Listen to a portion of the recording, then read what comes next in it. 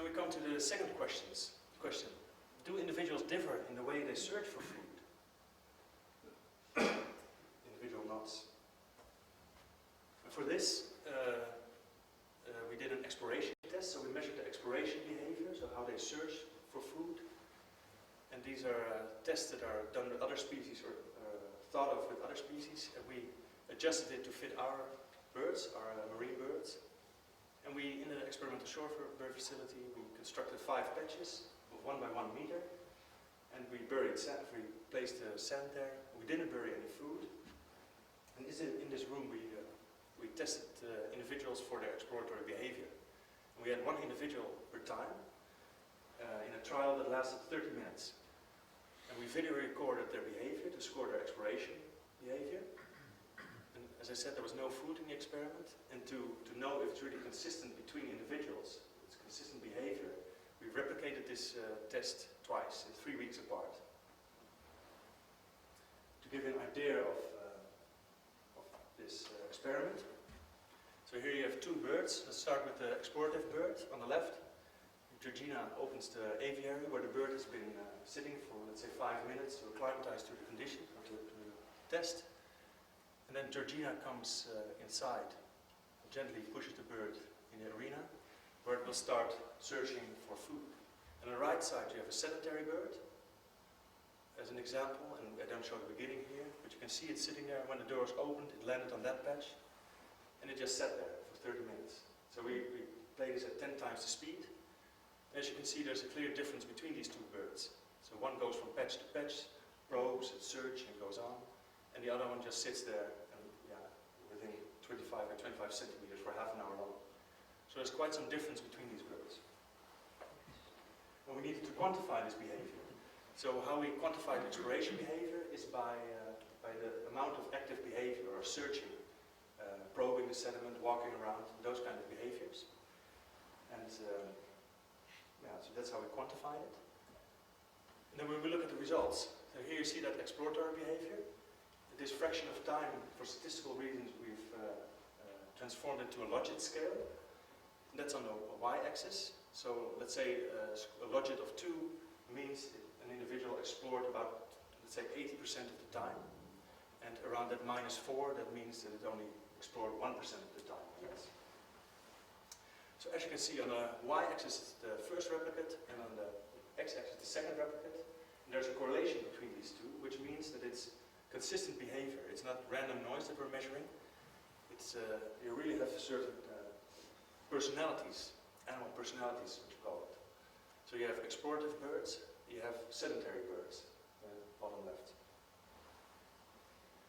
And what we, to our surprise, when we analyzed this further, we also found that this exploratory behavior was related to gizzard mass. So birds with a small gizzard were also very explorative. So this also made us wonder, as we know that birds with small gizzards, they eat high quality prey, which is less abundant. So do they also need to be more explorative to find their prey items? So this made us wonder, does gizzard mass drive their exploratory behavior, or does their behavior drive their gizzard mass? So what's the causality in this relationship between exploration behavior and gizzard mass? So for this reason we devised an experiment. Red knots have flexible gizzards, so by manipulating their prey, what they eat, we can also manipulate their gizzard mass.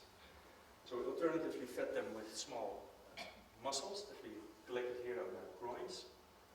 And they would swallow these whole, and they would get a large gizzard. On the right you see large mussels that we collected. We opened it for them, and when we presented this to the knots, they would readily eat the flesh out of it, and that's soft prey, and they would get a small gizzard. So this is how we manipulated the gizzard mass. In this experimental setup, we divided the group of 24 birds into 2 groups of 12. We gave them a particular diet, either a hard or soft diet. We let them feed on it for 3 weeks. And then we did an exploration experiment to observe their behavior. Then we switched the diet around, and we for 3 weeks again, and then we did another exploration experiment. So for each individual we have a measurement with a small gizzard and a large gizzard. Then we go to the results, and on the bottom you see the manipulated gizzard mass, and on the top you see the the treatment. So on the very top there's the hard shell treatment with closed muscles, and below that the open muscles. And as you can see, the treatment group with the hard prey has about 4.5 grams larger gizzard, heavier gizzard. So the treatment was successful. So what about the exploration behavior? And just to recall the prediction that we have, if gizzard mass drives behavior, you would expect that with the manipulation of gizzard mass, their behavior would also change. So you would expect a diagonal line like that. But then if behavior drives gizzard, you wouldn't expect such a relationship. You would expect a horizontal line. Then we take a look at the results. And then this is what we find. So it's not, each line represents an individual, so 2 dots connected by a line.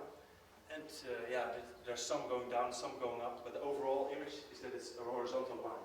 So it's not that birds, if their gizzard mass changes, they also change their behavior.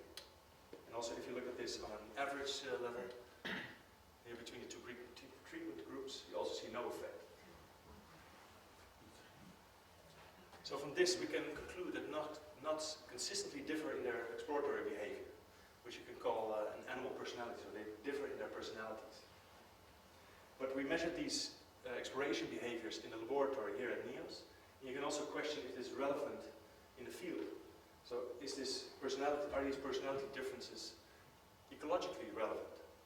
So to study this, we released these birds into the wild. And we, as you see on the bottom left, we released these birds with colorings, which makes them uniquely identifiable. And then we went into the field and we tried to look for them, to recite them. So what we want to know, if these birds that are in the laboratory, if they're explorative, does it also mean that their reciting probability in the field is lower? Because maybe they use a larger area where they feed.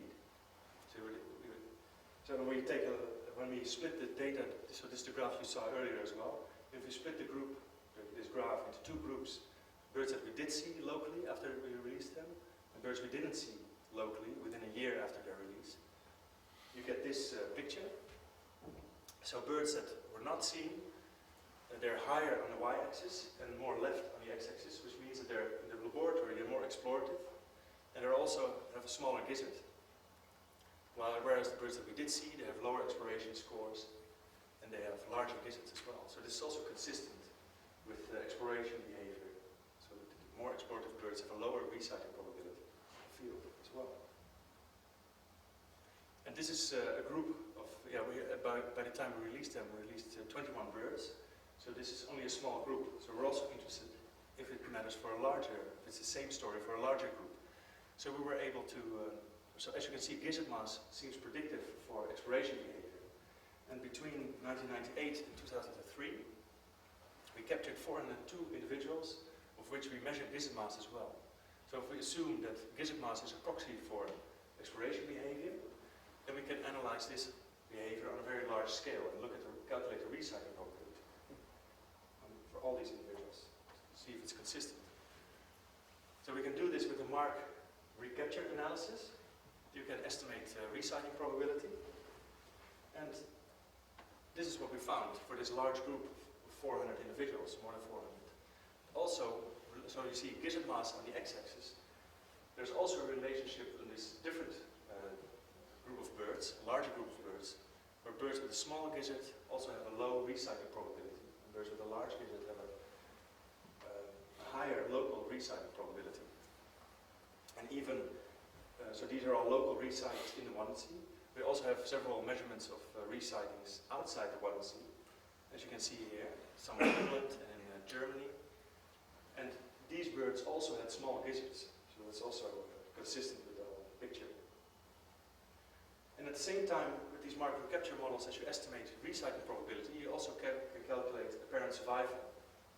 And the idea has always been that birds with a small gizzard, because they're dependent on high quality prey, which is not abundant, they also have a higher starvation danger. So we would expect them to have a lower apparent survival, but we didn't find any effect on survival for these different birds with different gizzard masses. So what we conclude from these analysis is that nuts have different foraging strategies, personalities, that amount to equal survival fitness.